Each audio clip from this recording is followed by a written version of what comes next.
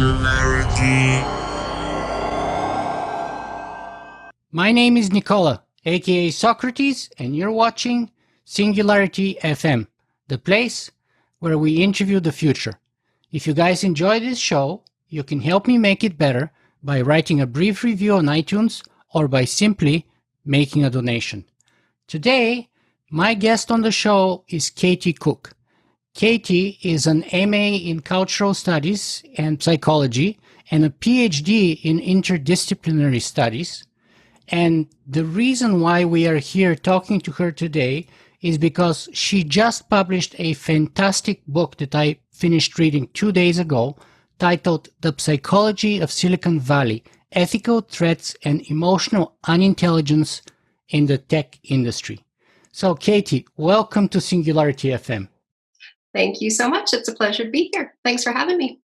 Fantastic. So, I've been reading your book and I'm loving it, to tell you the truth. I absolutely love it. But before we get to the book, I want to find out a little bit of who you are and why you decided to write that book. So the book covers three themes, broadly speaking: psychology, ethics, and technology. So which one of the three was your first love? When you were little, maybe. Well, first of all, thank you for the kind words. That's really, really nice of you to say. I love hearing that people have enjoyed it. I really enjoyed writing it, so it's lovely to hear that. I think the first thing that actually caught my attention when I started into this whole world was the mental health impacts of tech and kind of the ethics around how technology was designed and how it affected people in relationships and attention and cognition and all these things. And that was my kind of first window into this world. And obviously that's one of the areas where there's kind of the most research, right? Like the mental health effects of tech has just exploded, and it's huge.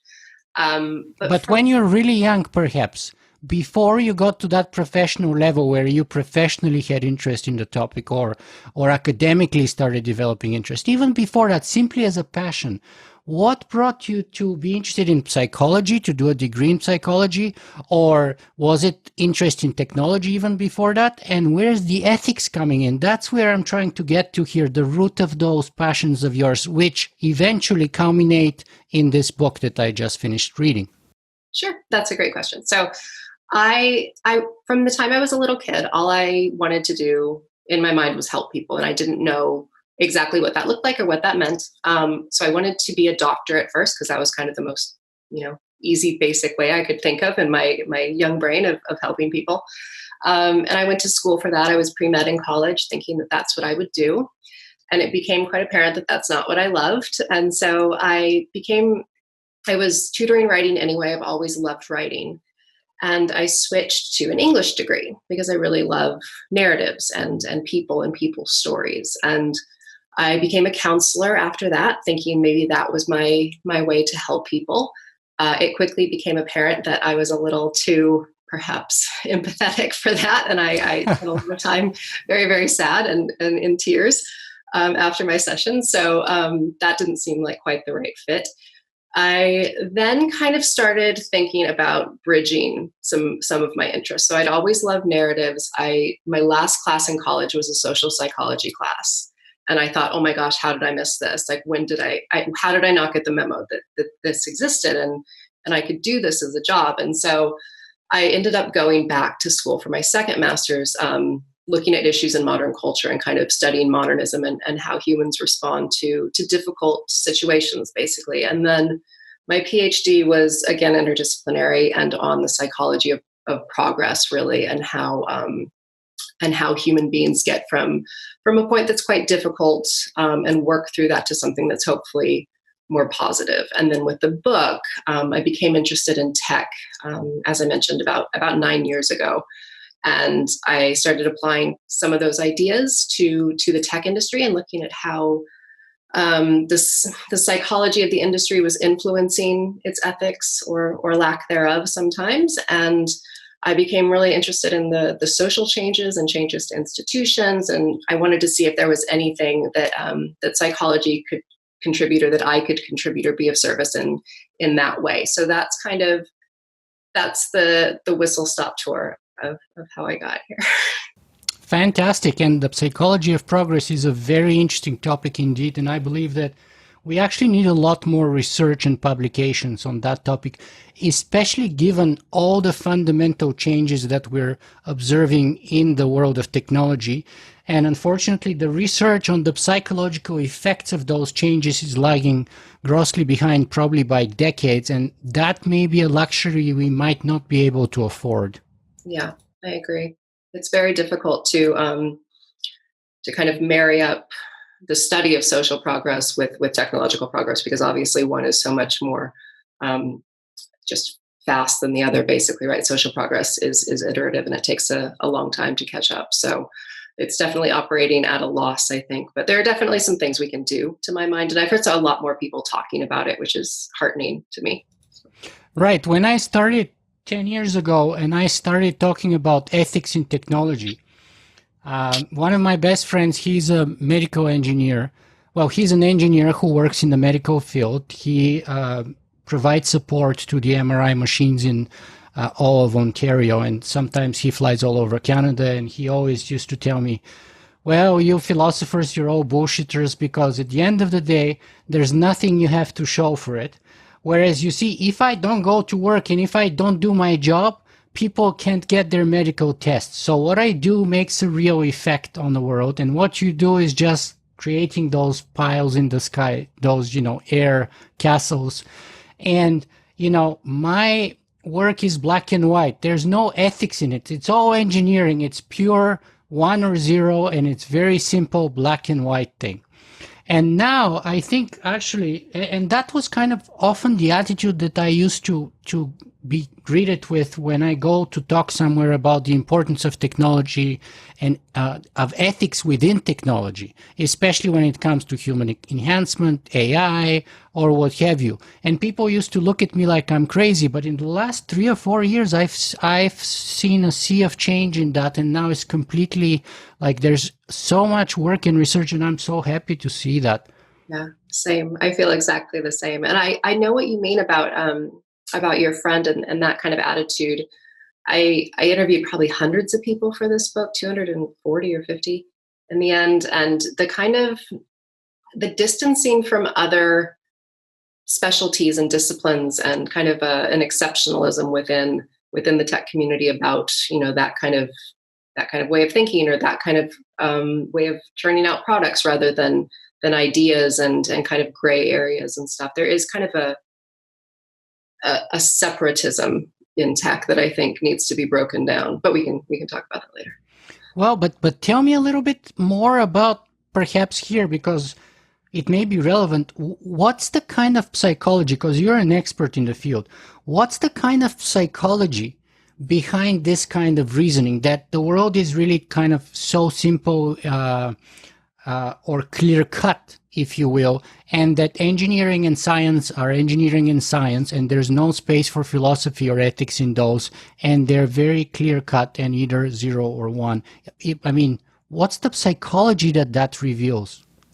Yeah, that's interesting. That's why I put the cover of my book is kind of binary. Ones I noticed in the background, and that to me kind of does represent the psychology of a lot of people in the industry. And again, with social psychology, you do tend to have to generalize a little bit, and so you lose a little bit of nuance. And so sometimes when I talk about these things, they risk sounding like generalizations. But some of the themes that came up, for sure, were a preference for kind of black and white solutions. And I think one of the problems with that is that, humans love to think in dualistic terms and in binaries, right? Like we love an either or choice, but it kind of precludes then a third choice or a fourth choice or a fifth choice. And also then diminishes, I think, creativity in a way, because you're not maybe thinking about other ways of doing something. And I think if there was, this ties back to a lot of things, but if there was more diversity in tech, I think that would change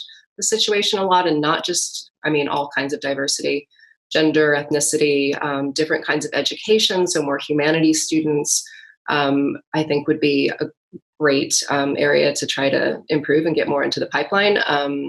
Different backgrounds, socioeconomic backgrounds. It's also an area of privilege, really, when you look at it, right? A lot of people come from very, Ivy League schools, privileged backgrounds. There's not a lot of diversity in terms of the socioeconomic landscape, especially of founders. So I think diversity would be one of the things I would prioritize that would go a long way, because there is just this kind of overwhelming homogeny, I think, is the word that always comes to mind for me when I think about the psychology of the industry. And that can mean a lot of things, and it's shaped by a lot of different things, but there's something very insular about it that I think it would be really valuable to try to move or shift a little bit in a different direction. An interesting case or example of that was perhaps my last interviewee, Kathy O'Neill, who wrote this fantastic book called Weapons of Math Destruction. And she was talking how she started with ethics and philosophy, but because everything seemed to be so subjective and so arguable all of the time, she basically sought refuge in math, where she thought math is very clear, is absolutely objective, it's absolutely right or wrong, and it's kind of very safe and secure in that way. And then 20 years later, she was shocked to discover that actually, even though she was doing math, what she was doing could be called in some ways weapons of mass destruction. And the damages had highly sort of objective ethical consequences to a lot of people all over the world. And so she ended up having this whole full circle by trying to run away from ethics, going into math as a refuge, and then eventually coming back into ethics and writing this book about weapons of mass destruction. So, I mean, is that not kind of like a sort of a psychological quest for safety and security, and especially if you're a nice person who don't want to be controversial and sort of, rattle the boat or something like that? Yeah, I think that's a really good point. She also has a wonderful TED Talk, by the way, that I absolutely love. She's so brilliant. She does. Yeah, I heard her kind of talk about that full circle. And interestingly, that's what kind of happened to me as well. I started out interested in psychology. I moved towards looking at more at impacts and the effects of what was going on. And then I circled back and ended up with psychology again, albeit of a different kind, the psychology of the industry rather than the psychological impacts of tech. But I think, people seem to be, to my mind, kind of predisposed to one kind of thinking or another oftentimes. And there is something that is very comforting about numbers and about right answers. And I think perhaps I take it for granted because I've always loved, even things that don't have endings, right? Like my favorite books were always the ones that either ended badly or had an ambiguous ending. I love Jean so much. She's my favorite author. Because who? Sorry? Jean Reese. Oh, okay. I apologize. She wrote a wonderful series of books. I have a chapter coming out next year about one of her books, and they're really uncomfortable. And humans obviously hate to be uncomfortable. And we have lots of tools to deal with this, but one of the main things is to find things that fill in the holes, right, of our narratives, and kind of patch things up so we don't have to think about where things might not align or where we might not be able to explain something. And science and math have obviously and engineering have gotten really good at explaining so many things that we've, I think, elevated them to think that they can explain anything. And Yuval Harari talks about this a lot. I forget in which book, but this kind of reliance on data and this datafication of the world, I think, comes at a huge cost, right? It comes at, the cost of not knowing answers and not being comfortable with discomfort and with sitting with yourself in these big questions and with thinking that you can,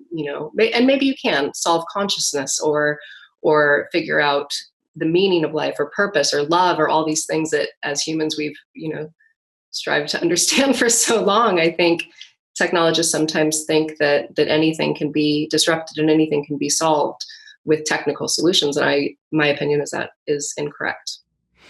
Yeah, and speaking of being comfortable, one thing that I learned in my sort of studies of ancient Greek and Roman philosophy is that, people back then, just like people today, are more comfortable of having answers that they cannot question rather than having questions that they cannot answer. And I personally learned to be comfortable with not knowing and being aware that I don't know and still being okay with it. And of course, this is probably one of the main lessons that Socrates taught us. And you know, it seems like people are very uncomfortable with that kind of status quo, if you will. Or it's not even a status quo, it's kind of like a flux, constant flux. And one just example before we move on to your book that I can give you from my own personal experimentation in that field is I'm currently writing a book called Rewriting the Human Story, How Our Story Determines Our Future. And kind of connects with your narrative, and we're going to talk about the narrative because parts of my hidden agenda is to get insights from you that help me move on with the book, because you had some great insights in your own book. And so I ran this test where I wrote like a 20-page summary of the book, and I published it in Basel in Switzerland alongside an art exhibit. And maybe a couple hundred people read the book.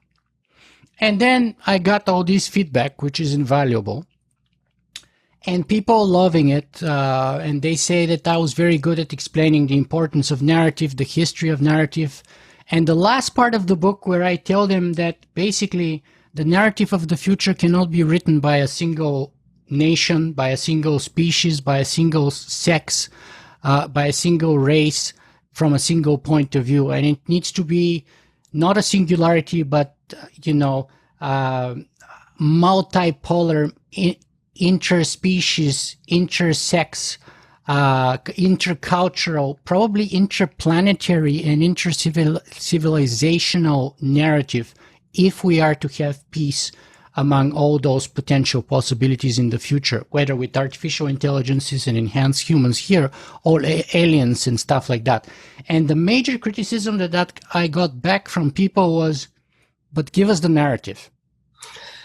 And I was like, but guys, the whole point I'm doing this is to tell you I cannot write the narrative because I can do that, but that will be my narrative. It wouldn't be your narrative. And the whole point is for everyone to partake in this narrative, to have a mosaic of narratives that kind of like a puzzle fits together to create a meta-narrative. And they're like, but give us the narrative. So here's the pamphlet. So that's one of several reasons why I've been stuck on the book for the last couple of years. I mean, it's a huge question, isn't it? But I think you're exactly right. And if I could change anything, or if I had to kind of answer for what I would love to see happen, it would be kind of a reharnessing of the narrative from kind of the modern social and economic narrative, I guess I would say, from a very unified place. I would love nothing more than if our species could think of one another as one group, and not even that, but to extend it, as you said, out to planets and to animals and to nature, and to think of everything as connected, because it really, really is. I think that sounds like a brilliant book. Well, it sounds like an idea, probably. It's not a book yet, so it's far from brilliant, given that it's not even a book.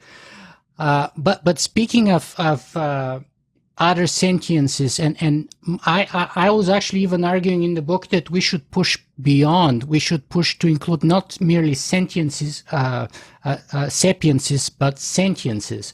In other words, any sentient being, even of a varying degree of intelligence as compared to us, should be included and should enjoy some kind of rights and privileges and protections, if you will. And one of the examples that I was giving was that, today, our argument is basically we're smarter than you, and therefore we can kill you and eat you and enslave you and throw you in production animal farms or in the zoo or do medical experiments over you. And if one day we are in the context where we stop being the smartest species on the planet, whether in the context of artificial intelligence superseding us, or whether in the context of, let's say, alien intelligence coming from space, the question then is, why wouldn't they treat us with the same principle that we're treating the others right now? We're smarter than you, therefore we can do whatever the heck we want to do with you. And my argument was that we have to live the principle that we set the example of how we treat lesser intelligences than us by our own behavior. So and of course, there's no guarantee that that will be a successful model for others, but at the very least, we can say we didn't do that ourselves. Yeah, I think that's really right. And you can see that even in interpersonal relationships and interactions as well. I think at some point I talk about in the book the power paradox, and this idea that when you get an elevated sense of power, your awareness and your empathy tend to decrease. It decreases kind of the neurological activation of those areas of your brain. And I think at a species level, that can be true as well. When you get really powerful and kind of being the highest on the food chain, you kind of lose sense of everything else that's going on, and the fact that everything works together and it's an ecosystem, and it all kind of supports each other, and you can't disrupt. It's like a mobile, right? Like over a kid's crib, you can't disrupt one part without everything else falling out of place. And I think we've really lost touch with that. So that kind of mentality would be, super helpful. Super helpful. Very well. So it's time for us to jump into your book, sure. The Psychology of Silicon Valley, Ethical Threats and Emotional Unintelligence in the Tech Industry. So tell me about the title then. First of all, or let me try and break it down into steps. So first of all, somebody would say the psychology of Silicon Valley. How do you do psychology of a whole geographical location or a whole industry like the tech industry, as opposed to, doing a psychological analysis of a single individual? Sure. That's a really great question. I think a lot of people, I would say most people, when you think of psychologists, they think of sitting in a chair across from someone, much like I'm doing here, and telling them your problems, and everybody cries, and it's emotionally releasing, and you feel better maybe after. And that's definitely, I think, probably what the majority of psychologists do. I would guess. I haven't actually seen the numbers, but I would guess that's probably a stereotype for a reason, right? But then there are people, and I used to do that, but there are people like me and other types of psychologists as well. So social psychologists study the psychology of groups and kind of how groups interact. And it's similar to sociology or cultural anthropology, but kind of from a more psychological perspective. So you can do this with really any kind of group. So anything that involves people is kind of fair game for a social psychologist, which is nice, right? I have like all this data open to me, and people of all sorts and shapes and sizes. So there are good examples of similar kind of books to what I have done. So there's one about the finance industry and Wall Street around the time of the crash. So there's an ethnography of finance and what the culture of that looked like. It's called Liquid. I can see how that's kind of a pathological case of examination. That should be yeah, right. And unfortunately, I think it was written after the crash after 2008, but it's super interesting. And it's about kind of the culture and the mentalities and the norms and the behaviors of the people in that industry, and why that mattered so much, and what kind of impacts it has. So when I think about what I do or what I've been doing recently with the tech industry, that's kind of the approach that I come from is, well, what can we understand about, not only the behaviors that we see, but also the root causes of those behaviors. So anything to do with how the industry views itself, or different levels of awareness about either itself or its social, impacts, or the myths that it subscribes to. I'm really into mythology. I always have been. And so that was a really fun chapter for me to write, just about the myths and the stories that kind of permeate the industry. And because those structure our understanding of the world around us, right? And those can be, in an industry, it's basically kind of like PR stories that come out and kind of try to shape our experience of what that industry is. And I think in the last few years, like you said earlier, there's been kind of a breakdown and an understanding that maybe those aren't actually accurate anymore, or maybe they never were and we just believed them. So yeah, all sorts of fun things to look at. There's no, one kind of model for doing this, which is freeing and nice, but aren't you afraid that, because my concern is this, someone from Silicon Valley would say, okay, Katy is trying to do, quote, a psychological analysis of Silicon Valley. But when I go to work, I'm just thinking of the mentality of my friend, the engineer, and many of those people that that you're lumping into Silicon Valley psychologists are software engineers. So they'll be like, look, when I write a piece of code, it's either right or wrong. It either works or it doesn't work. It's, quote, scientific. It's, quote, subjective, and it's, quote, impartial, whether those are true or not. And last episode, I talked with Kathy O'Neill on the topic of whether that's actually impartial and objective. But they would say that they're scientific and that you're being, quote, unscientific. Because, quote, you just said there's a lot of freedom, there's a bunch of approaches that you can use and things like that. How do you convince them to pay attention to you, that what you're doing is science, or at least it's worth hearing? Sure. So yeah, that's a good question. So there are different types of science. Psychology is usually kind of, at least the kind of work I do is usually limited to doing kind of interviews, semi-structured interviews, and thematic analysis around those interviews. So there is data, there is science to back up every interview that I've done. But you're right, it is it's very qualitative, and I think there's not a lot of, or maybe not as much credence given to qualitative research in the field. So I wouldn't say, I've never had anyone come up to me and say, you don't do science. Psychology is not science. I've had people say, this is a soft science and it's a little too mushy for me. And I don't subscribe to this. And that's totally fair. I'm not here to, say that I'm right and everyone else is wrong. But I think there is value in finding themes across a group of people, right? And we could do this with, America right now and look at what's going on within the society and the culture and the ethos and the values and the mindsets of the American people. And I think that would be a really valuable piece of work. And the same way that I think Karen Ho's book on Wall Street was really valuable to understand what happened so that it, doesn't happen again, A of all, and that industry might be able to kind of self-correct a bit. And so the other thing to say, obviously, is that these things aren't true of everyone, right? I talked to plenty of engineers who had lots and lots of empathy.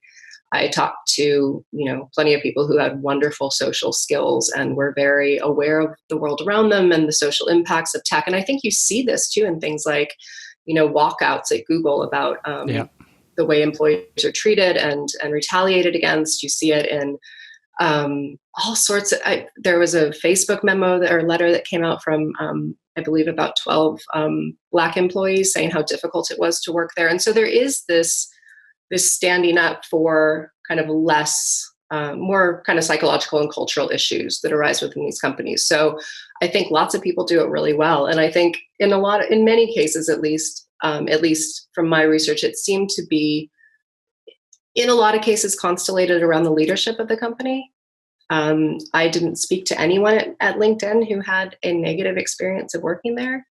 Whereas, by comparison, it's a very mature organization. Its average age is a lot higher than somewhere like, Google or Facebook. And I think that has a lot to do with it. There are kind of subtle changes within the industry. So it is a study of the industry. And also I have, which probably didn't make it into the book for space sake, but a lot of kind of information on the differences between individual companies within the industry.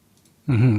That will be fascinating. I don't know if we're going to have time for that, but that's a very interesting comparison and point between the age of LinkedIn versus newer startups, especially something like Instagram, I would imagine, right? One of the newer players in the market.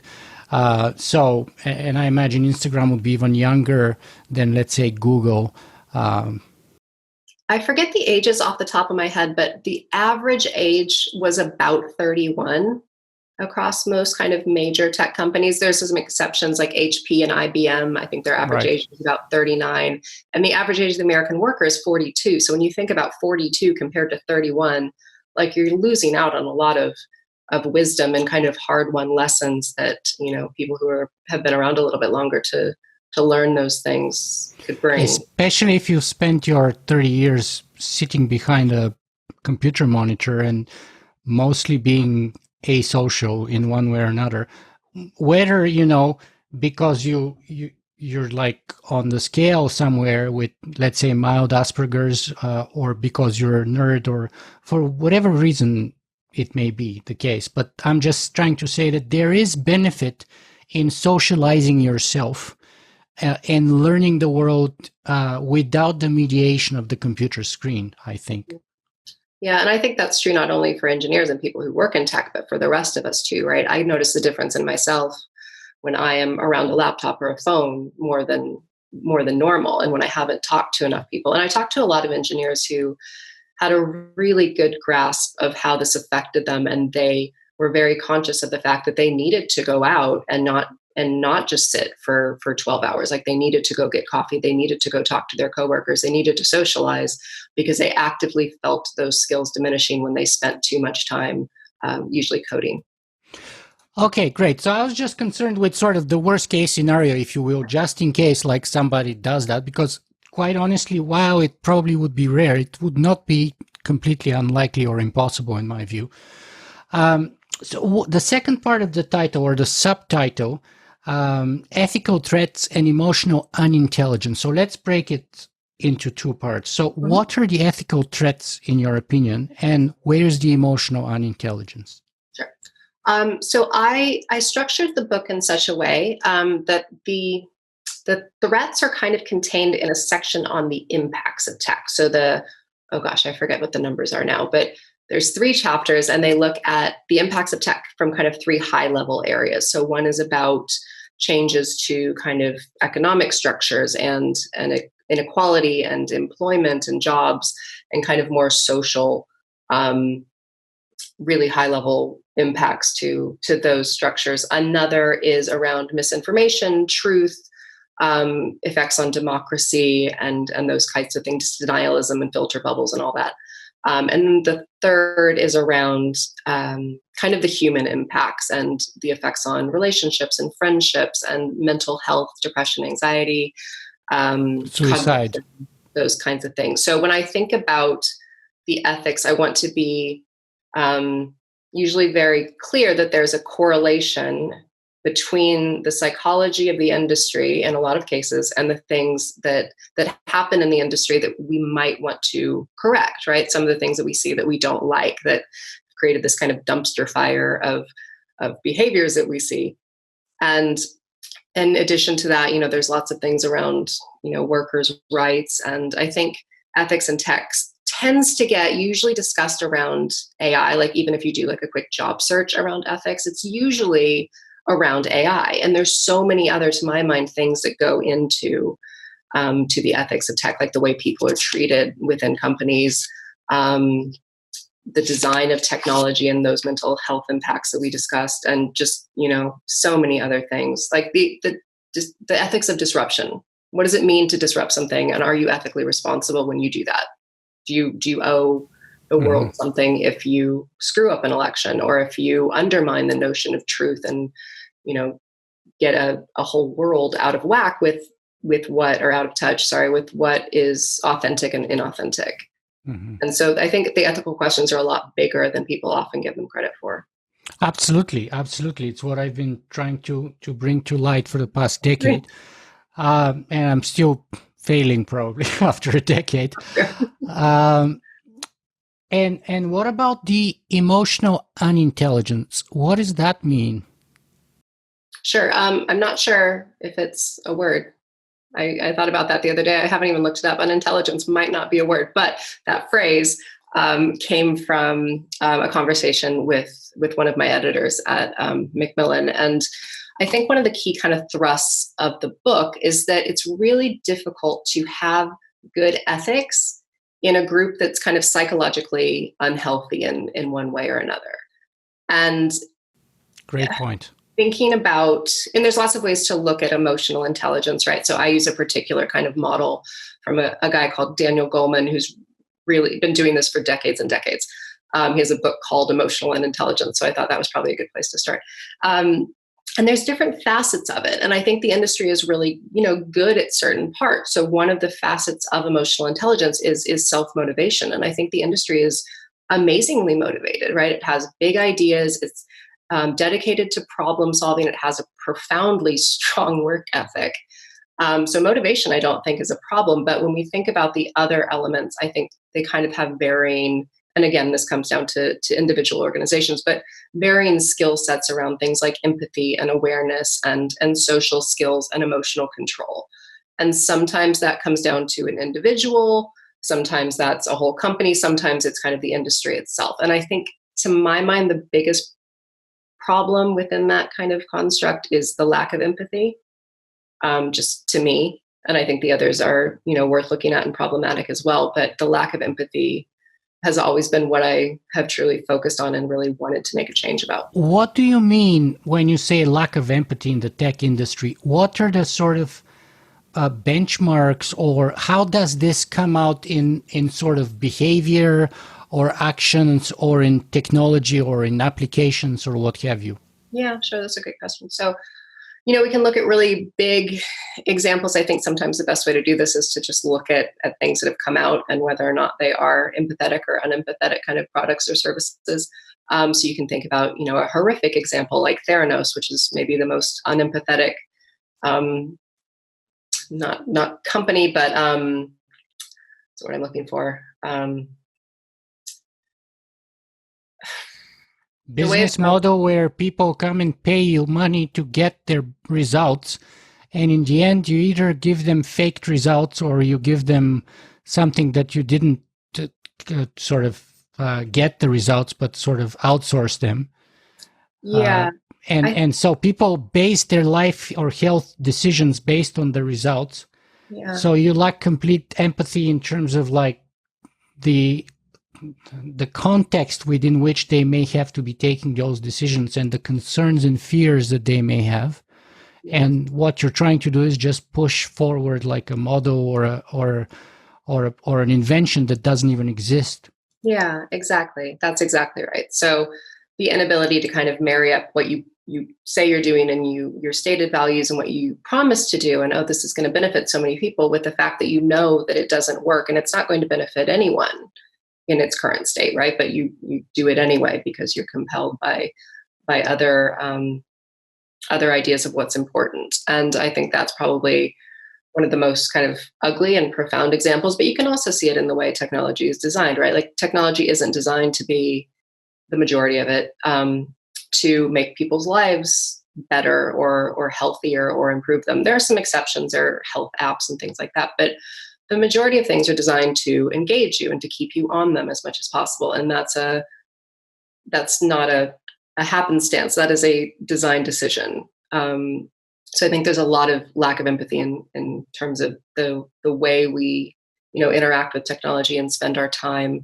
I don't know if Alex Stamos, who's the CSO of Facebook, he gave this whole keynote address at Black Hat a couple of years ago about how important empathy is. And I'm not sure what the reaction was. I wasn't there. I saw it on a video, but it seemed like a plea to me almost, that he recognized that there was just this desert of empathy and this void that needed to be filled. And I've heard a few people talk about it since then. And I think, it's not something that you can maybe prove. I did ask people what their values were, what values they associated to the tech industry, what values they thought would make the world a better place.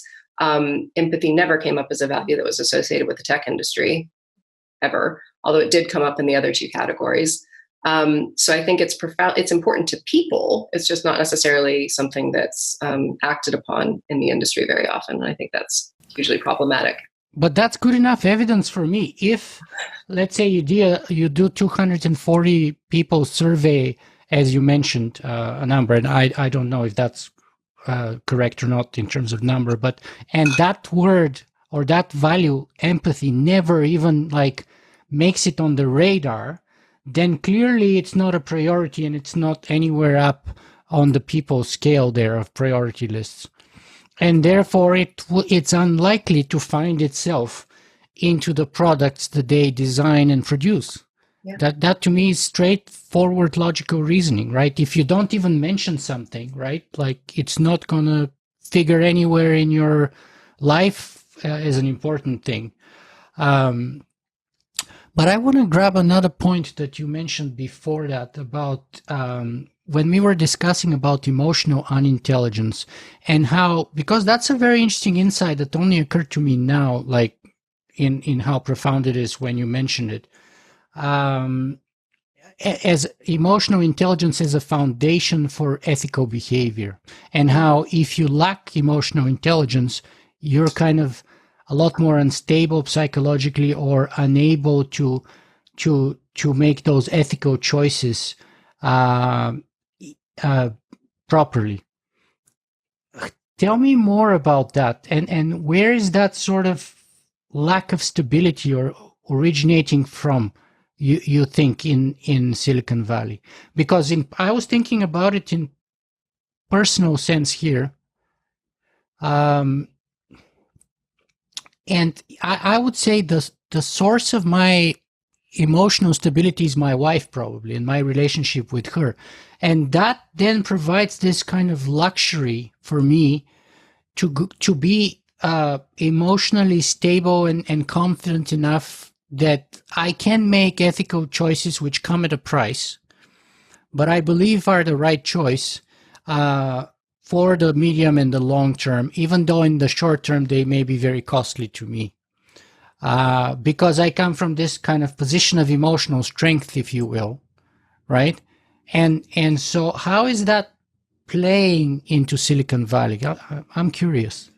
Yeah, that's a really good question. So to me, and I guess a lot of this sometimes is personal and it's subjective as well, right? I think awareness and emotional intelligence and empathy, I think those are ethical acts to me, right? I feel more ethical when I act empathetically towards other people and when I'm aware of the problems in the world around me. So when I exercise those types of skills, I feel like I tend to act in a more ethical way in terms of my understanding of what is ethical. And I think you have a better chance of understanding ethics and values and problems of behavior if you're in tune with those kind of more emotional constructs. So I think a lot of it, so I think there's a few things going on. I think there is a lot of focus on the external and the outer, and predominantly and increasingly less on kind of our inner worlds and our inner experience and success is measured in dollars, in IPOs. Yeah, exactly. And also in, likes or launching Followers, a rocket into space or yeah, exactly. Like everything. Subscribers, clients, and all those kinds of things. Drones, oh my, yeah, like there's so much going on out there and there's so much stimuli. And I think we get, told that those things are important, and society kind of reinforces those ideas a lot of the time, not just tech, like all of kind of the kind of Western consumerist culture. And when that happens, I think there's a kind of diminution of the inner. And I think a lot of, that affects a lot of things. That affects our awareness of ourselves, our ability to be with ourselves, our ability to think about emotions and handle emotions and be uncomfortable, like we were talking about earlier. We lose a lot of skills when we don't prioritize the inner. And I think kind of my job as a psychologist, either clinically working with people or looking at societies, I think part of my job and where I see where I can be of service is trying to make industries or people more aware of these ideas, and to try to at least empathy. There's different kinds of empathy, and some of it is more innate and some of it you can learn. So and there's arguments about whether or not empathy, can be too much, and it can be not a good thing. But I think, you need at least some in order to think about other people and think about how what you're doing affects those people. And without those skill sets, I think you're just prone to miss so much, especially when you combine it with these myths that kind of inundate the industry about, tech can solve any problem and we're, very exceptional here. And there's, we're making the world a better place. And all these ideas kind of constellate and back up your notion that you're doing the right thing. And we all believe we're doing the right thing, right? But it's good to be open to other ways of doing things as well, I think. And emotional intelligence, I think, is one of the things that won't solve everything, of course, in tech, but I think it would help a lot. I really do. Well, let me tell you, and that will be kind of a controversial speculation. Well, not fully a speculation, perhaps, on my point of view. But here's what the image I had in my mind when you mentioned the words emotional unintelligence. I was thinking of Mark Zuckerberg in the dorm, not being able to find a girlfriend, first year freshman in college, with a bunch of other nerds like him who are totally asocial. So what do they come up with? The Facebook that allows to rank the looks of other girls, their colleagues, that they could probably never get a date with. And so at the outset, at the very inception of this app, we have a sort of a unfulfilled, hypermasculine, highly sexualized, highly objectivized kind of a impetus behind the app, if you will, right? With clear lack of emotional intelligence, which is usually not very appealing to the opposite sex or to any potential partner. And then, should we really be so surprised that things with Facebook have turned out to be, hypermasculine, sort of selfish, objective, not objective, but objectified, materialistic and sort of ranking kind of a outcome with a very subjective or maybe even demeaning way of prioritizing and organizing everything within itself. Yeah. No, I think you're completely right. And I didn't get into this much in the book. I think I talked about maybe Google's inception and how Google was born and came to be, and then how it quickly pivoted to a very different kind of output and priority.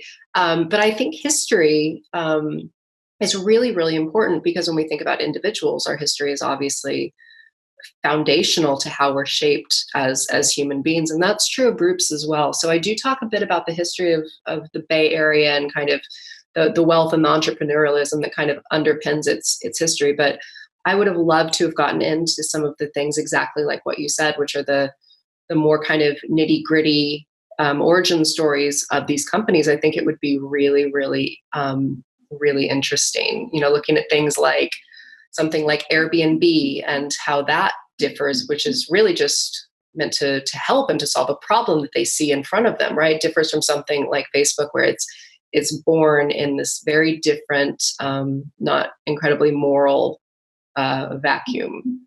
And I think those differences do shape companies a lot. And it's really, really difficult to undo that. Culture takes a lot of years to change. And I think that culture in particular is one that concerns me.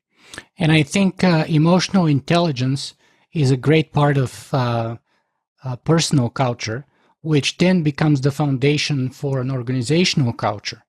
So if you are a bunch of nerds who, sort of survive on pizza and writing code, lacking emotional intelligence, not being able to get a date, and then you create an app that spreads like wildfire all over the world, and you're sort of one of the most powerful people in the world, suddenly you have to make decisions which require emotional intelligence, knowledge of history, knowledge of culture, have ethics and compassion for your users and the people in the world, and all those things. And therefore, if you didn't have them when you started and you never had the chance or the desire to stop along the way to sort of catch up on those things, we shouldn't be really surprised that you're never exhibiting them, even after you've gotten to be this billionaire.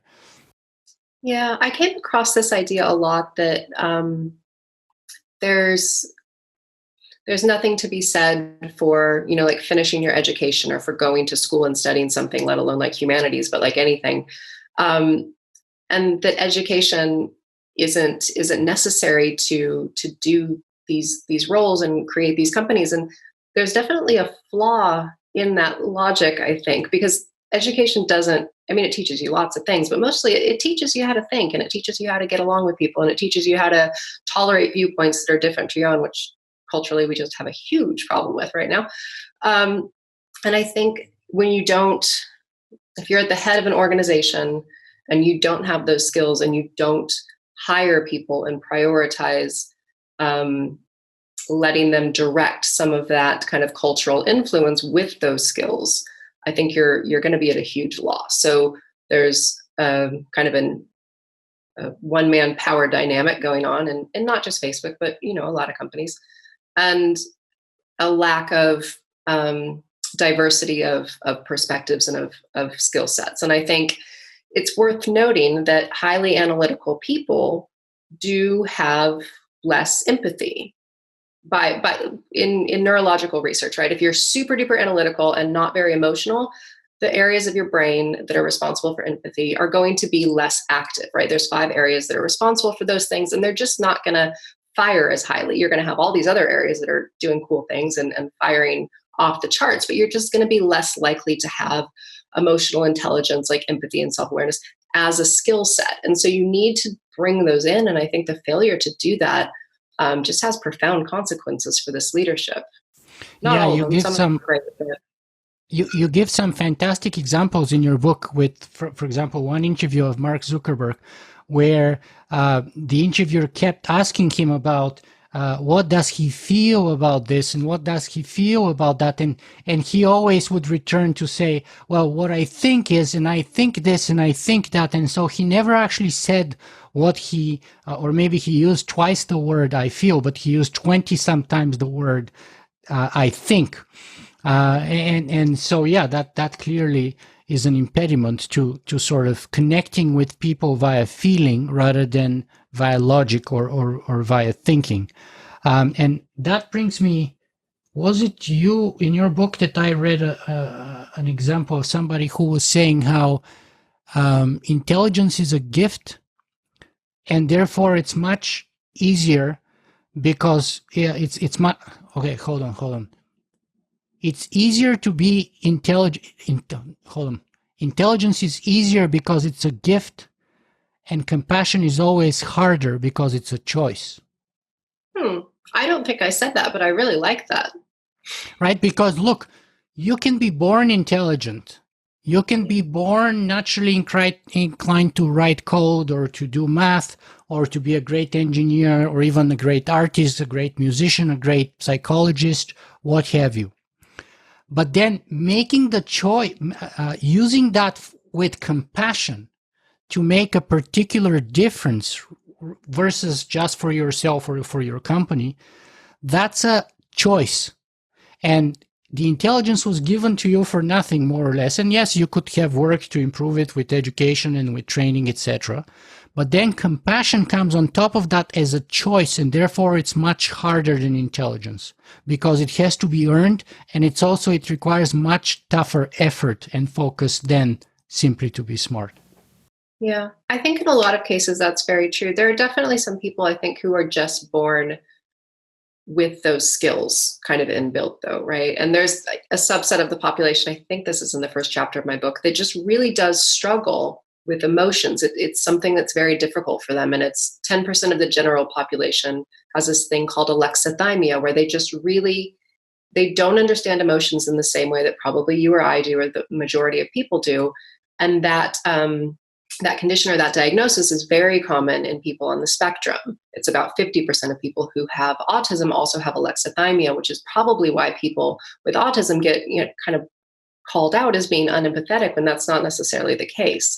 But some people definitely are either born very compassionate, and I think people tend to think and favor either feeling or thinking to one way or the other, and that's fine, and there's no kind of right or wrong way. I think it's just that there does need to be diversity in those ways of thinking, and I think diversity of thought would be one of the most important things that the industry could embrace. Mm-hmm. Well, let me talk to you about your thesis. What's your book's thesis?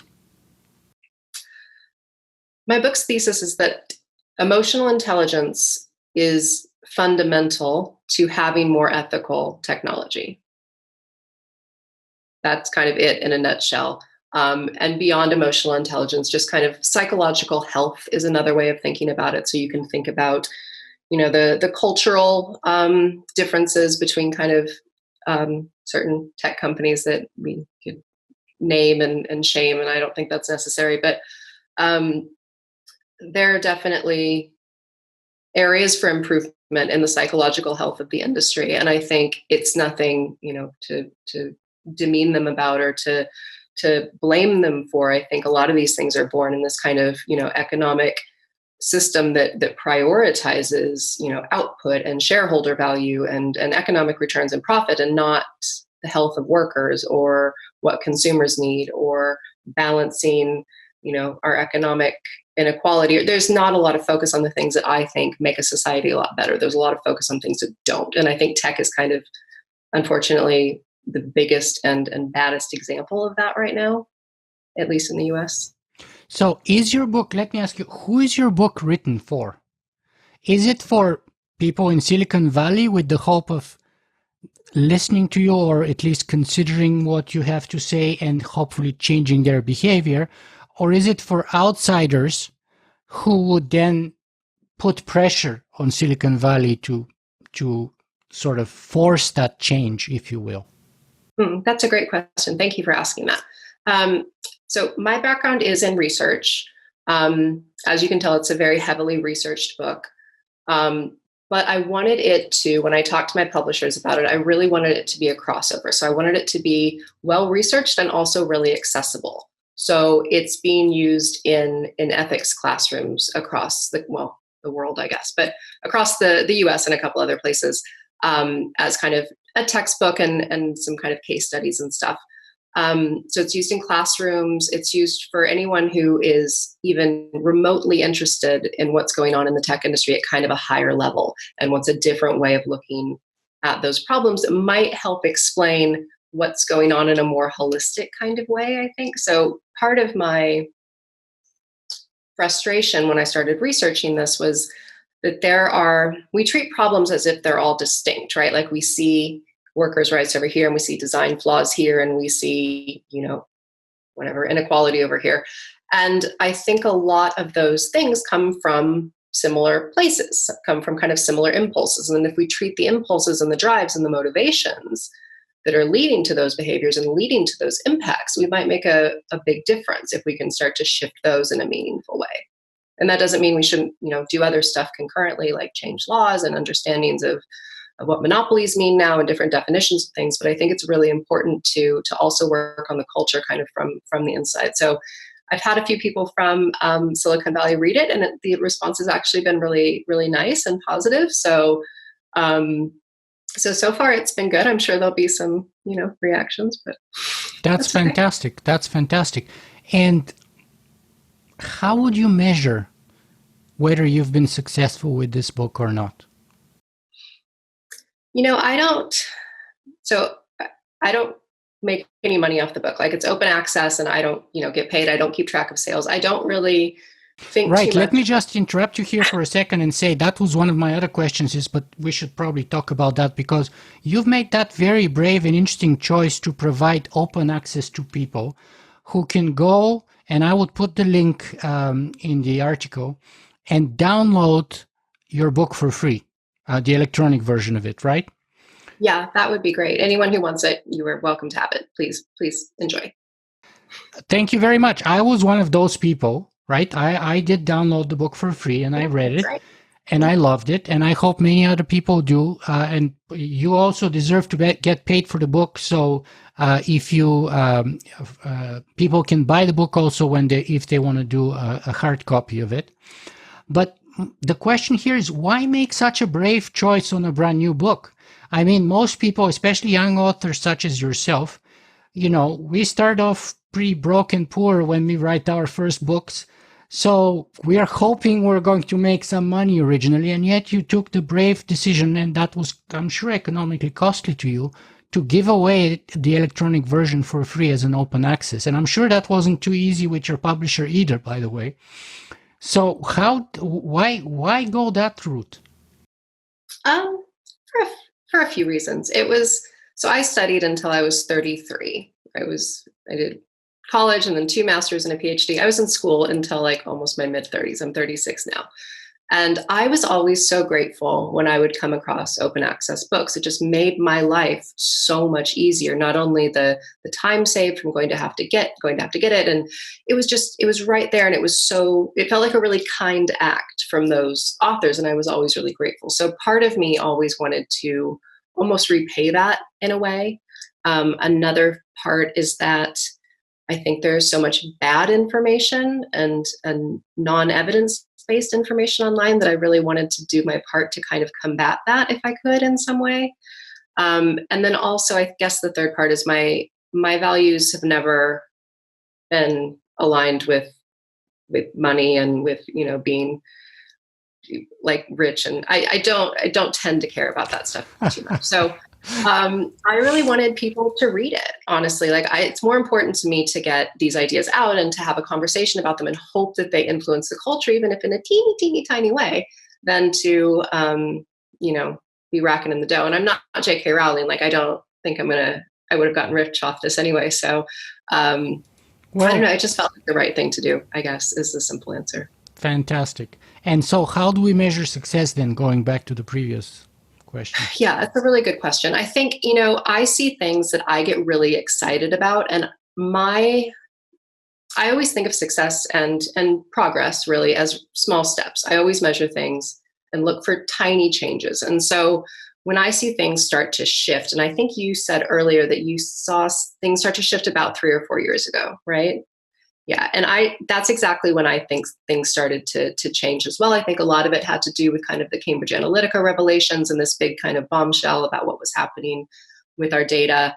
And ever since then, I've just noticed so many little things kind of falling into place from my perspective. So even Twitter's things about political ads and getting rid of political ads on the platform. I think that's a step in the right direction, and we can talk about whether there's better ways to do that or if it's the perfect way or whatever. But I think that's a good move. I think that's a empathetic, responsible, socially aware thing to do. And then it kind of kickstart Snapchat into, fact checking political ads, and it has this knock-on effect. So I try to look at little things. I look at workers and laws that have been workers and walkouts and memos and kind of transparency around the issues within the organizations. I also look at things like laws that are coming into play, and obviously that's kind of slow to materialize, but it does give me hope, and they're not always, probably what all of us would think of as perfect, but they do start to move things in this direction. And having a conversation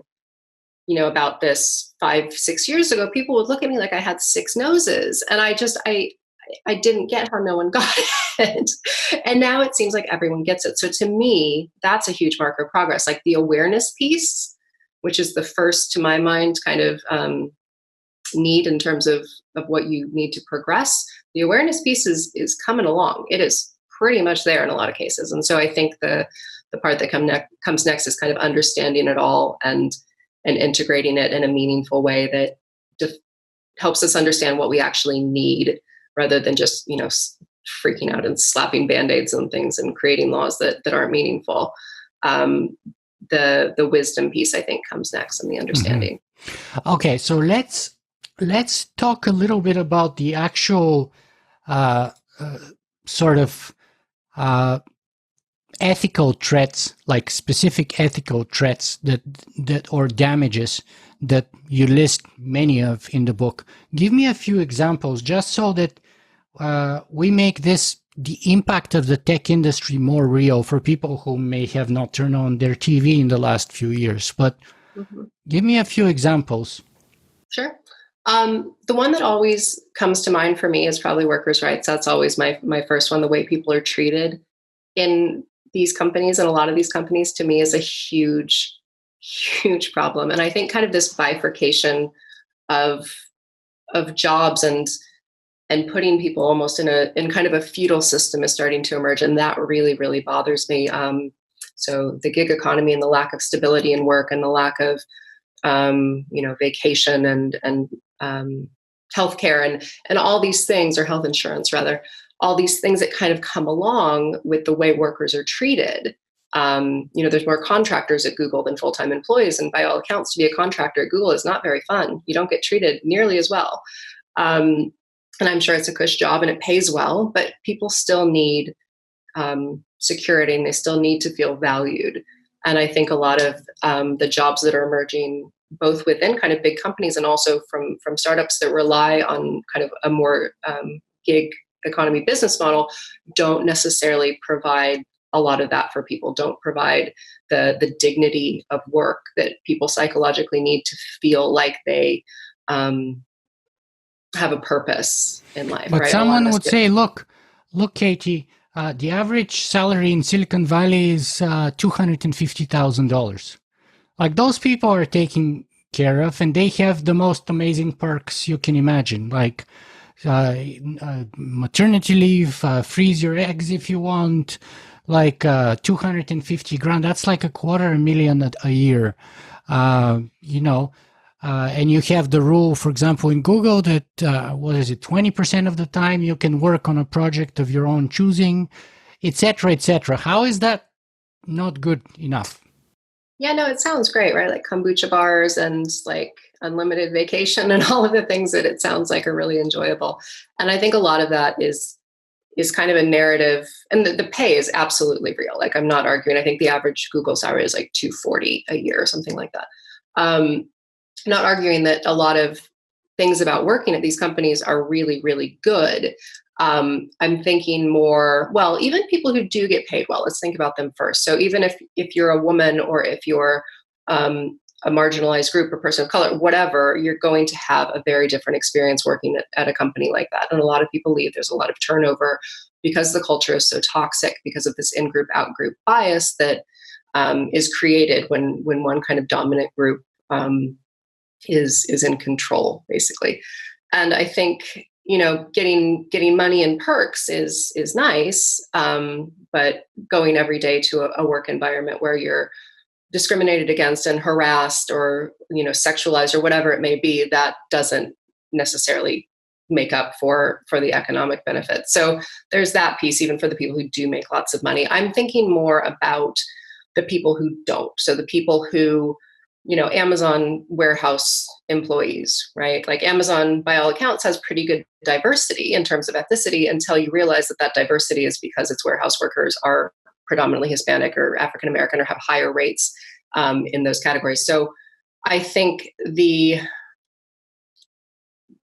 exploitation, almost in some cases, of people who are, drivers or driver partners or whatever they call them, it's really horrible. It's not a nice way to live. I've met so many drivers in the past 4 or 5 years since I started really researching this, who have had abominable experiences, who sleep on a mountainside in a tent because they can't afford their rent. Like, this is not a sustainable way to prop up an industry. And you can't do this for very long, and you can't disrupt industries and put people out of work and manufacturing jobs and things like that without expecting some pretty serious consequences. So I think the lives of workers, in a lot of respects, whether that's within the tech industry, kind of peripheral to it, or completely outside of it, needs to be a serious point of research and contention. And to be fair, Andrew Yang has a whole very successful presidential campaign around this entire issue. So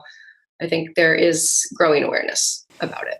That's interesting that you mentioned Andrew Yang. I did an interview with somebody a month or two ago where the hosts were one Republican and one Democrat, and they couldn't agree on almost anything, but they did agree both on Andrew Yang. So that was very interesting for me to observe. And now you're mentioning him too, which is interesting to me.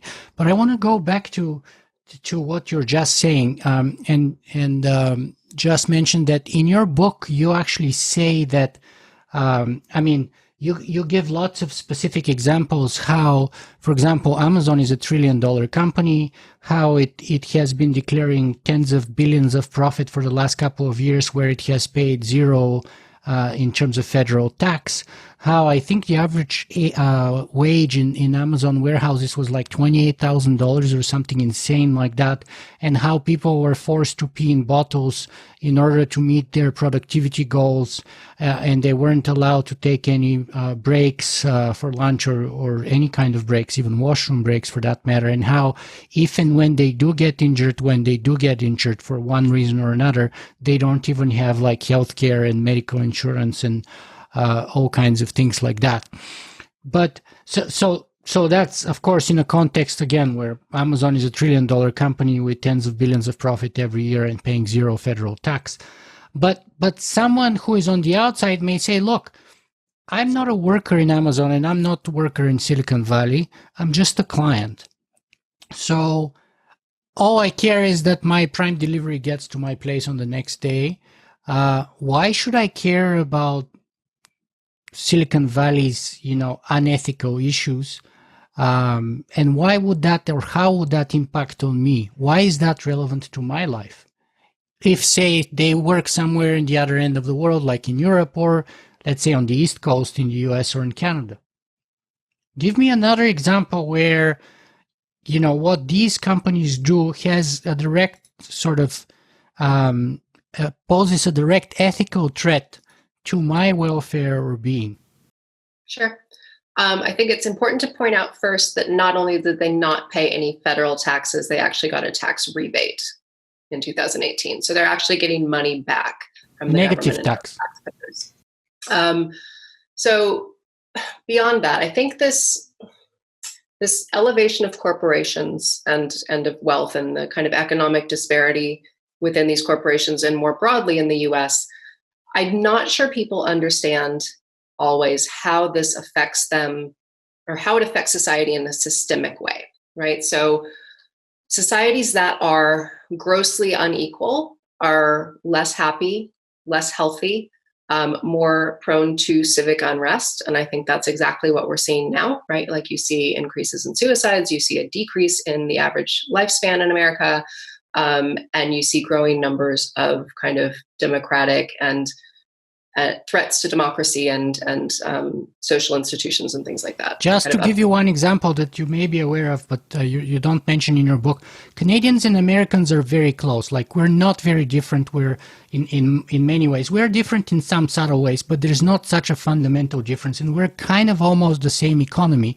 And yet the funny longevity fact is that Canadians live on average 4 years longer than Americans, which is a big, huge number, 4 years. Yeah.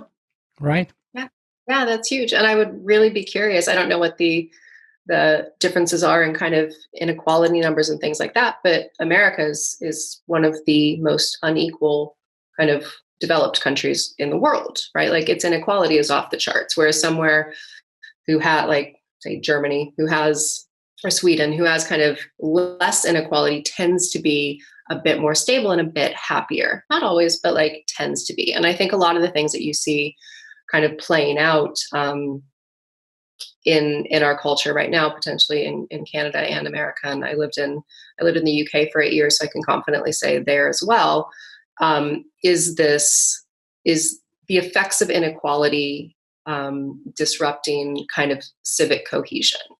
And I think a lot of that is exacerbated by things like misinformation and the kind of crisis of truth that we have online. I think that will not get better anytime soon. And inequality is what scares me most right now, and kind of civic breakdown.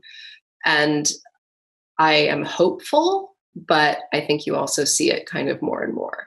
And I'm not sure until you get a grip on that and start treating people better, for example, like Amazon warehouse employees or Uber drivers or whoever, until you can make society better for everyone, you're not going to have a good civic experience, right? You're going to be infighting, and you're going to be arguing, and you're going to be feeling this uncertainty about the future that I think, whether you're rich or not, kind of plagues all of us right now. There's a huge fear amongst everyone about what happens next, whether that's weapons of war and kind of existential threats or uprisings or whatever it is. And I think that is, even if an Amazon worker's life doesn't affect you directly, that kind of treatment of people in general, and the proliferation of that, and the idea that that's okay in our society, is hugely problematic. Yeah, and just to give some more meat to that sort of skeleton that you outlined for us, when Amazon was considering Toronto made it on the short list of top 3, I think, if maybe top 5, maybe top 3, I forget, places where Amazon was considering to build their next headquarters. And Toronto was the only city, and I'm very proud of our mayor for doing so, who refused to offer any tax incentives for Amazon to do that. And of course, our mayor got super criticized for the fact that, we can't compete against the other cities and stuff like that. And his response was, and I'm not a big fan of our mayor per se, to be honest with you, but in this occasion, I was proud of him. And he said, we have so much to offer that we are worthy of them being here, not for the tax rebates, but for who we are and what we stand for and what we provide and offer here as a community. Right? But all the other places offered, tens, in some cases, hundreds of millions of incentives to this $1 trillion company, which doesn't ever even pay tax. Right? And going back to my time as a political science student, I did my master's on sort of armed conflict. And one of the biggest predictors from political science that we know is the best measure for revolution or for violent conflict, for civil war, is economic inequality. That's a statistical fact. It's like as far as back as you go, all the way to the ancient Greeks and to Aristotle, inequality is the best seed for revolution. There's no doubt about that. And just to give you an example of how, because I did say we're not that different, but there are some considerable differences here. So Toronto is the third largest metropolitan now in North America. We surpassed Chicago about maybe a decade now. I don't know. We're about 7.5 million people, and by 2025 or 2028, we're supposed to be over 10. We're super fast growing. It's insane. Anyway, just to give you two examples. One example is we have currently right now, the official statistics is about 9,500 homeless people in a city of the size of Toronto, GTA. The same number of homeless people, as you know in your book, are in San Francisco, which is a city about roughly 9 times smaller than Toronto, right? And by the way, San Francisco has some of the richest people in the world, some of the richest tech companies in the world, the most tech, the most billionaires, the most everything. And it's always smarter and better than any of us. So how is it that we have this strange outcome? And another example to give you with crime, actually, we have had a terrible year in Toronto with shootings and murders and crime and stuff. And we're going to break our record, probably getting close to about 90 or so murders for the whole year, right? As I said, we're bigger than Chicago. In Chicago, you have 90 murders or so in about a month, right? So that's the comparison we're talking about. And the question is, how is it that you have these different outcomes here in these societies, which are in so many ways so close, So, and what kind of psychology or sociology gives rise to these kinds of outcomes? I think it's a really good question. It's funny you bring that up, and I wish I could answer. I don't know, I guess is the answer in terms of the Canada-America experience. But I would be really interested to hear about what kind of drives those numbers and those differences. I'm sure a lot of it is legal. I'm not sure what the gun laws are in Canada. I know. Well, we have legal gun ownership here, and there's like 5 or 6 million maybe gun owners or something like that out of a population of 36 million. But the illegal guns usually come from south of the border because we have very strict compared to the US. So we could do better. We used to have a gun registry where basically was a centralized registry where anyone would buy a gun and there was this database which then the conservative government basically killed. But we still have very strict gun ownership laws, and it takes very little sort of deviation from what expected out of you as a gun owner for you to lose those privileges, by the way, as opposed to the US. So we do have lots of guns actually here. Yeah. I know hunting is a big thing. One of my best friends is Canadian, and right. They have very different, but I've spoken to them about it, and they have very different ideas about what it means to own a gun. So that sounds about, on par with what I understand right. as well. So let's get back on topic here, however. So let's talk a little bit about the diversity situation, because this is a criticism that I'm very often mercilessly attacked for by my wife. Because this is probably my greatest failure, right? So, and I fail on all fronts. So first of all, maybe 10, if I'm very generous to myself, 15% of all of my interviewees so far have been women. And not only that, but 88% of my audience is males. And now I have, quote, the best audience, end of quote, because, I know that 90% of them have a university degree. I know that 60% of them have a master's degree. I know that 43% of my audience has a PhD. I know that. They're super smart, they're super well educated, they're higher income people. You can call them the elite, if you will. But I fail miserably on the female part, with only 12% of my audience being females. So, and that's perhaps, or is it, it's a question, a representation of sort of like a Silicon Valley, the situation there. And what is it that I can do to improve this? And what is it that they can do to improve this? Yeah. First of all, I think it's worth saying that your audience is also really engaged. Like, I've seen some of the questions they ask, and that they're just really, really insightful and engaged in the process. I know one person, I think it was Cory Doctorow you had on, and you had like 6 pages of questions for him. Right. From people. It was amazing. Yeah. So yeah, I agree. You do have a wonderful audience from what I can tell. I think part of it is that they always talk about whether the lack of diversity in tech is a pipeline or a cultural problem, right? Like whether enough women really end up there and are educated in STEM to get to the industry, or whether or not the industry kind of loses them once they get there. And I think it's a really good question. I imagine it's a bit of both, but my understanding is it's more of a cultural problem. And so by extension, I would imagine that there's more men in Silicon Valley, and there's more men for you to interview on these topics who are in that space. So to me, that disparity of interviewees doesn't shock me. It makes perfect sense in a way. I think there are definitely women doing really cool stuff, but it's not always as a founder or. And it's even worse than that, because they're not just men; they're white men usually, right? Yeah, so it's not only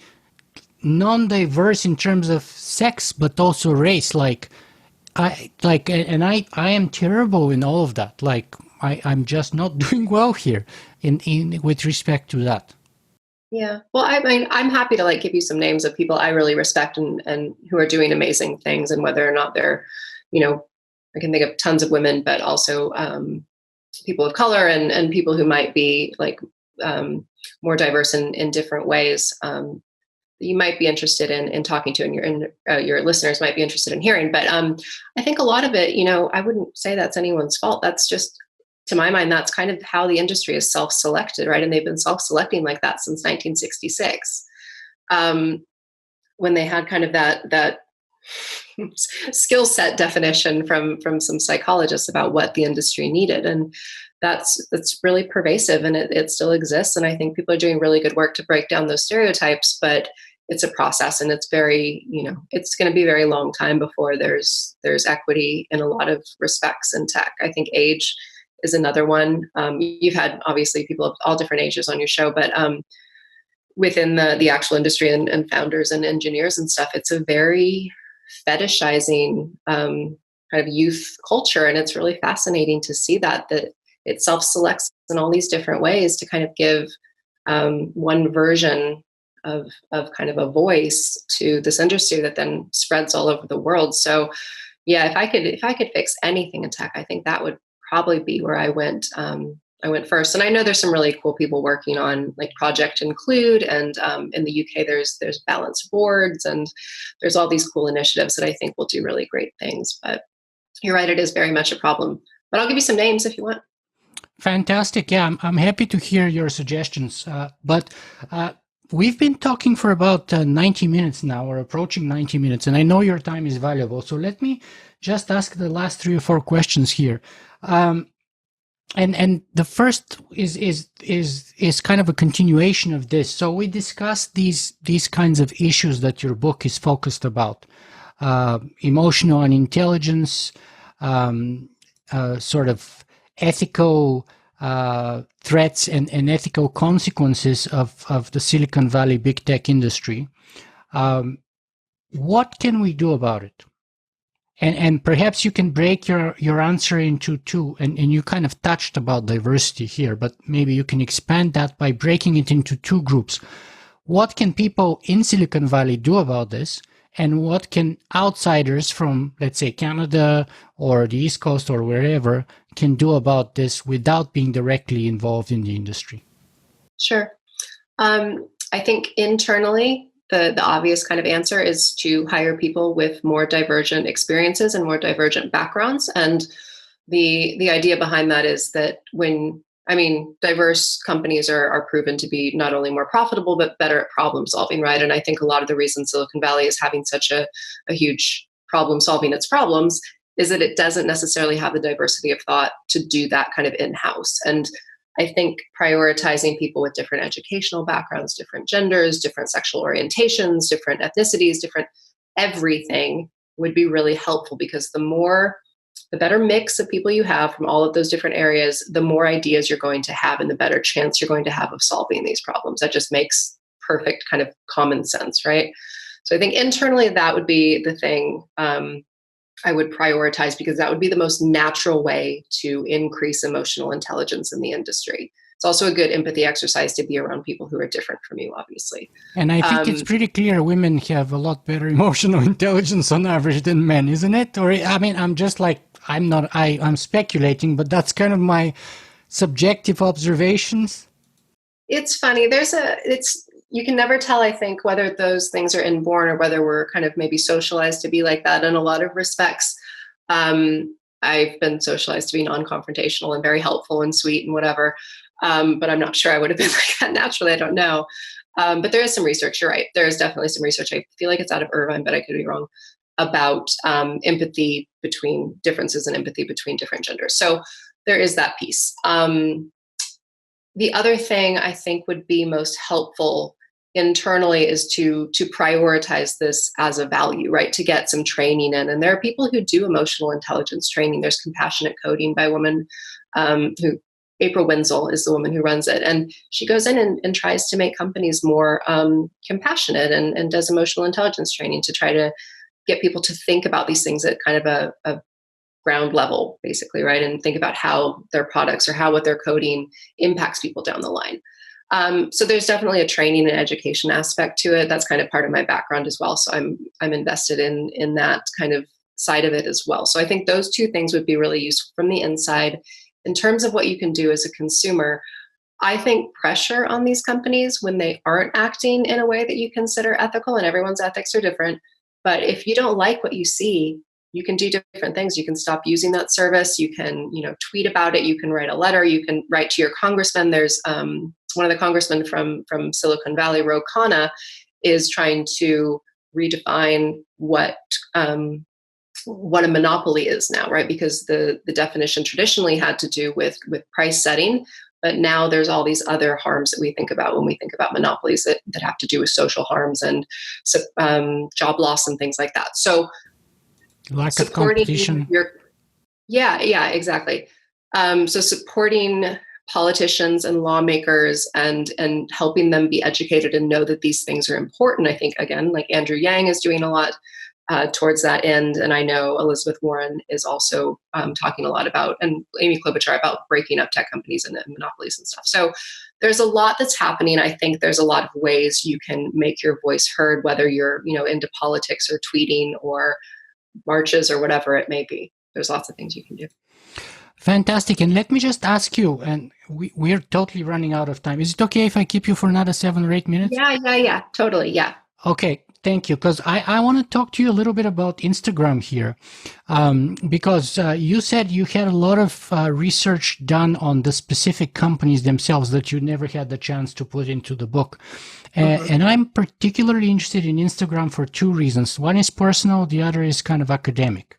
So academically speaking, I've read a lot of studies that Instagram is the most depressing and depressed platform there is. And personally, my observations on that is twofold. So first of all, we had a not a close friend, but a good acquaintance of ours who committed suicide about a year and a half ago, maybe 2 years ago, maybe a year and a half ago, who was probably about 33-year-old young man, professional and everything. I never knew. He was a big fan of my podcast. We were actually supposed to go out together for dinner or something. I told him I'm going to take him out, but then I had to cancel because something happened. I had to travel to Europe. And then by the time I came back, I had other responsibilities. By the time I get this on my list to do, he killed himself. And I felt so bad that, like, I never knew he's depressed or anything like that. But he was an Instagram user, very serious Instagram user. And then a cousin of my wife's attempted suicide. And she's the kind of obsessive Instagrammer who starts her morning on her toilet bowl with a selfie video. Imagine this, sitting on her toilet bowl on Instagram, right? That's her, like, good morning. And she attempted to commit suicide. And I think in her case, maybe it was more like sort of like a call for attention and stuff like that. But still, those are my sort of anecdotal, subjective pieces of evidence that I have. And tell me a little about this. Am I correct to claim that it's the most depressing and depressed platform? Yeah, that is the research I've seen as well. It is the worst for your mental health. And it differs by gender and it differs by age. It is particularly dangerous, I would say, almost for teenage women, teenage girls. Those years are very difficult anyway. And to have your, self-esteem threatened on a daily basis by images of perfection that aren't even real is hugely damaging. But it's hard for all of us. For different reasons too. And I'm really sorry to hear about your friend and colleague or acquaintance. I had something similar happen as well. And I was wondering if that played any role at all, which is, if nothing else, interesting that's something that you think about almost immediately now, is whether or not social media had a hand in something like that. It's one of your first thoughts. And I know they're aware of it. I know they're aware of the research. They must be. They're getting supposedly rid of likes. I haven't seen it yet. I still have Instagram, and I can still see likes. So I don't know if that's something that is meant to be rolled out soon, but they're definitely aware of the problem. And it's really, it's a great app in a lot of ways. I have friends all over the world and I get to see their lives, kind of play out and their babies grow up. And let me grab this one thought here, though, because you said that you still have Instagram, and I deleted mine about a year and a half ago, which was my choice. I'm not pushing it on others, but given the book that you've written and given everything that you know for psychology, for the implications of using those apps, like, how do you square that with you using the app yourself? Yeah, so I have a very kind of easy response, which is my publishers were quite keen for me to have a social media presence. I was never on Twitter before. Yeah. And I got on a couple months ago before the book came out because I kind of felt like I had to. I saw that. And they didn't pressure me. They didn't say you absolutely have to. But one of the questions when you send in a book proposal is, what's your following like? Like how many do you have? And Instagram was actually my biggest. I had about 10,000 followers. And so I felt compelled to keep it, and it's a professional one, and I don't spend a lot of time on it. But it's a really good question. I think in a lot of ways you kind of have to balance different kinds of connection and what you want to get out of it. I met you because in part someone kind of connected us on Twitter, or cited another podcast that I was on, and we connected, which has been really great. So I can see the benefit in all these things. I just think the business model of them is so deeply flawed, and the way they go about prioritizing and understanding mental health is also really, really just not okay. Like, there need to be more social scientists and philosophers and psychologists in these companies to help understand how it's affecting societies and people's well-being. And up until recently, there hasn't been any of that. And it's still so deeply lacking that I'm scared that it won't get better anytime soon. And that reminds me a little bit on a side note that I actually owe an apology because it was absolutely, you just reminded me, it was a podcast fan of mine who on Twitter suggested that I interview you. And I'm so terrible right now. And I do get a lot of messages on Twitter sometimes, but I apologize, but I forget their name, but I owe them a lot of gratitude because thanks to them, thanks to that very proactive fan of the podcast and the blog, I got to read your fantastic book and to interview you today. So I apologize to them for not remembering their Twitter handle or their name. Yeah, I was really grateful as well. And it was one of the, I don't spend a lot of time on Twitter either. Part of it really freaks me out, but part of it's really, really nice. And people can be really kind. And you definitely see that, I think, on every platform. You see supportive people, and then you see people who are just there to maybe argue or make other people miserable, or whatever, they're feeling inside kind of gets constellated in their digital kind of avatar. But yeah, I was really grateful for that as well. And I've had some really cool things come up because of these platforms. So I don't think they're inherently bad by any means. I'm not like an anti-technology person. I just think the way you develop stuff and how you think about it and your values that go into it are really important and not giving nearly enough space right now. But I also did notice that you're like very light Twitter user and that you only recently started your handle there. And I also concluded, I never knew what's happening behind the curtain, but I also concluded that it may have to do something with your book publication, because I've talked to a few publishers too, and they want to, see sort of my followership, my email list, my newsletter subscriber numbers, my followers on everywhere. And actually, one of the things, I had maybe 1,000 only on Instagram when I deleted my account, but one agent was telling me, you just diminish your chance of actually having a publisher be interested in your book by deleting your account. That's a total loss, because next time you have to start from zero, right? Yeah. It's hard not to pay attention to. I try to not get wrapped up in it. The things that matter to me are things like this conversation, which has been so lovely.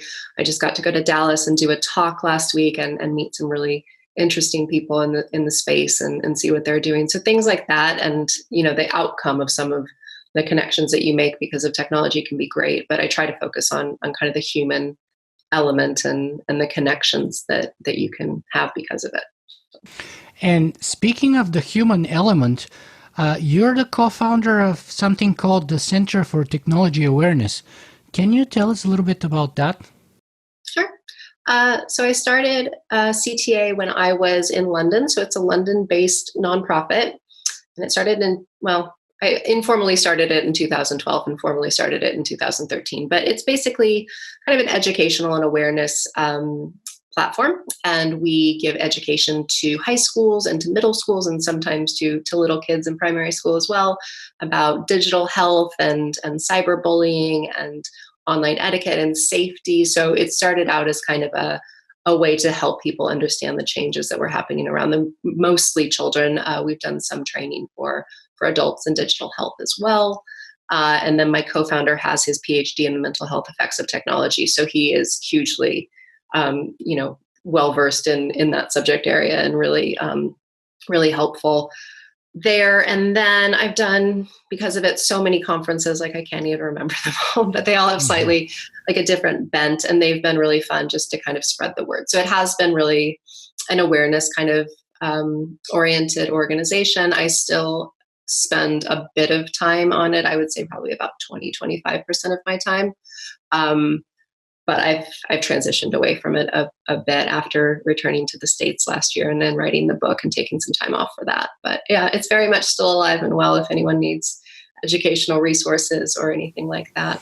And that reminds me, by the way, that because you said something to the effect of everyone is at disadvantage or something, I forget what you exactly said, but my response to that was like, no, I actually feel that I'm very kind of well protected because I'm not a teenager. I'm not a child. I think that both teenagers and children are the most vulnerable right now because they're the least equipped to deal with this. And also I feel like, since you mentioned that sort of fake world of perfection that they see, especially on platforms like Instagram, I don't feel particularly conscious about the fact that I'm bald or anything like that. I don't have like too much concern about my masculinity or anything like that. But again, that comes from the emotional stability that I get from my wife and my partnership with her. And other things like that, which are kind of the foundation for emotional stability and intelligence, which then allows me to be able to take those things a lot more in a stride, rather than kids and teenagers today who are insecure and ill-equipped to deal with this kind of world. Yeah. And I think you're right. It is those things that really kind of prop you up and give you strength, like community and relationships and meaning and kind of knowing and having a sense of who you are. And that's part of, I think, that kind of distancing of the inner self from the external world, which has this kind of pronounced importance now, right? Whether it's like your digital persona or your followers or whatever it is, people, I think, are very oriented towards different things than the things that actually would make them happy, right?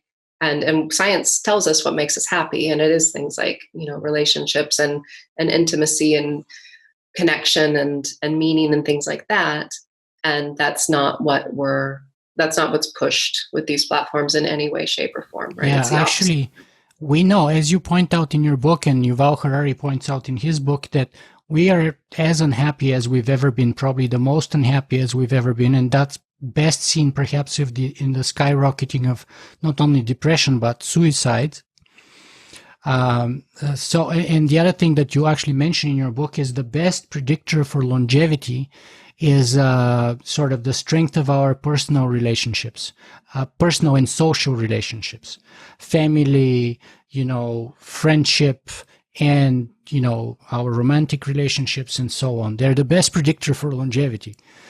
Yeah, it's so true. And it's so sad to see those change. And flatten. I think the flattening of friendships is a really interesting concept, and how friendships have changed over the last 10 years. And I think one of the Surgeon Generals said that isolation was the biggest mental health or threat to health in general of the next kind of decade or so. And I know the World Health Organization kind of highlights depression as the key indicator of health that'll be most important in the next kind of 10 years or so. And it really does. It makes you wonder, like, how much, and there's so many studies to kind of, show a causal relationship, how much of it has to do with technology. And I would say, quite a bit.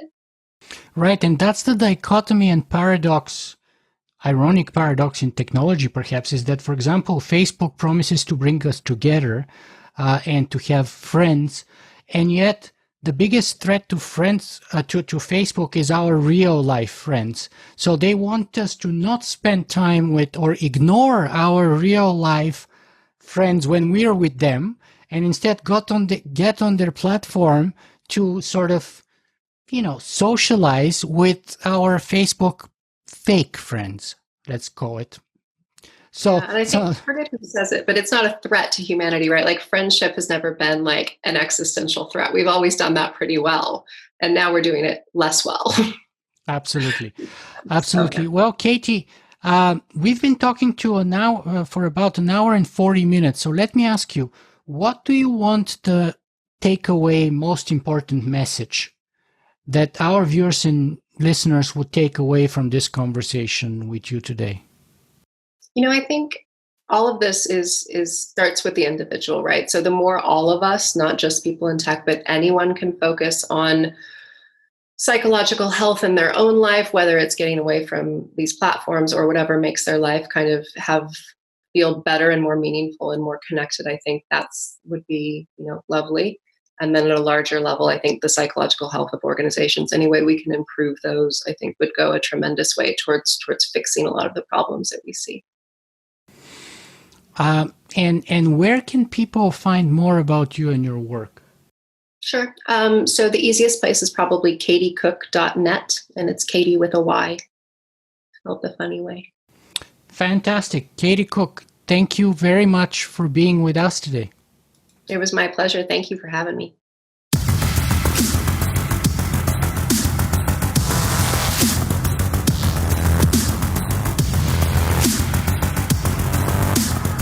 If you guys enjoy this show, you can help me make it better in a couple of ways. You can go and write a review on iTunes, or you can simply make a donation.